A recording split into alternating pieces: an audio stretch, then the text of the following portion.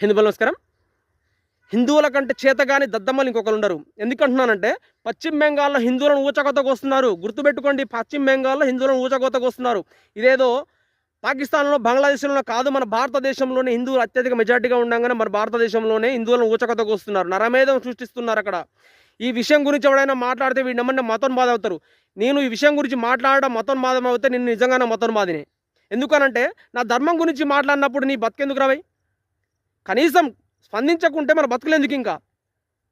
అక్కడ చిన్న పిల్లని ఒక వీడియో చూసిన, చిన్న పిల్లాన్ని కర్రలతోటి బట్టలు ఇప్పి కొడుతున్నారు కదా, చిన్న కుట్టుడు కాదు అది. ఆ అబ్బాయి చనిపోయి ఉండొచ్చు నాకు తెలిసి. ఇటువంటి వీడియోలు చాలా ఉన్నాయి కోకొల్లలు, కానీ అందులో కొన్ని మాత్రం మనకు బయటకు వస్తున్నాయి.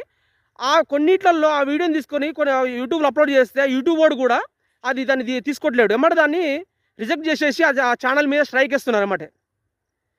ఈ విషయం మీద ఏ ఒక్క రాజకీయ నాయకుడు మాట్లాడతాడా? ఎవ్వరు మాట్లాడరు.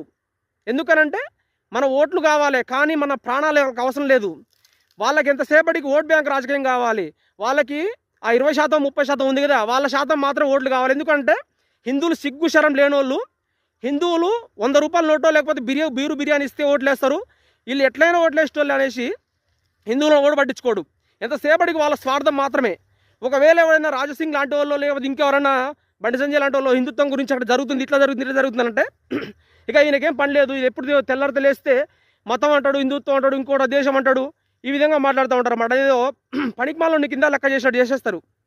హిందువులారా, ఇంకనైనా అక్కడ సిగ్గు తెచ్చుకొని మనల్ని ఎవరు కొట్టనవసరం లేదు. గుర్తుపెట్టుకోండి, ఎవరి జోలికి మనం ఊరుకునే పోనవసరం లేదు. కానీ మన జోలికి ఎవడొచ్చినా కానీ మనం ఊరుకునే సమస్య లేదు.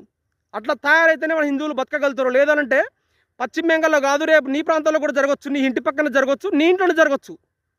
తస్మాత్ జాగ్రత్త హిందువులారా, ఇంకనైనా మేల్కొని ఈ సంఘటన గురించి ధర్నాలు చేయండి, రాస్తారోకలు చేయండి. మనం రాజ్యాంగం ప్రకారంగా మనం ఏ విధంగా అయితే శాంతియుతంగా ఏ విధంగా చేసుకోవాలి అన్ని మార్గాలు వెతికి దాన్ని ఇది చేయండి.